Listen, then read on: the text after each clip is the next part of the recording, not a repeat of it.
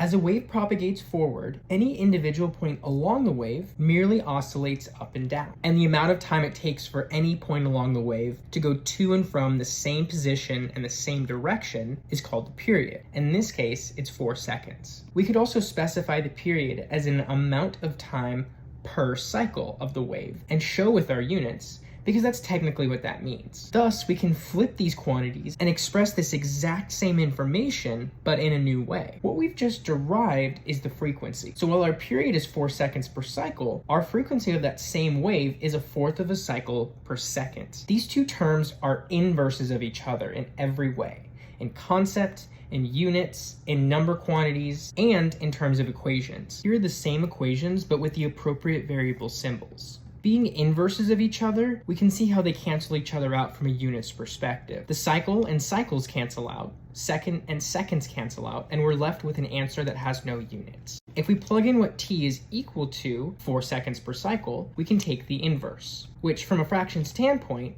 is simply flipping it over. And we don't want to have a number in the denominator, so this divides to 1/4 of a cycle traveled per second by the wave. We also commonly exclude the cycle unit to convey the same information. So more than likely you'll see it expressed as this. I made a mistake right here. There should be parentheses around this 4 seconds quantity. We're taking that entire thing and we're taking the inverse. That is the period and we're taking the inverse, and this is the frequency. When we talk about 5 miles per hour or 20 miles per 4 hours or 500 miles on 100 hours, they were all the same thing. However, 5 miles per hour is the acceptable speed to use because it's a single unit in the denominator. Likewise, when we talk about 2 cycles per 8 seconds, or 1 cycle per 4 seconds, or 0.25 cycles per second, they're all the same thing. However, this is the acceptable frequency to use because it's per a single unit in the denominator. So did you learn the following? 1. Frequency is the opposite of period in every way. So if you're confused about the former,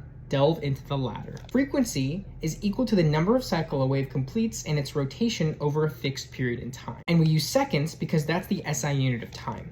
Also, we use 1 in the denominator and may even remove the unit of cycles entirely.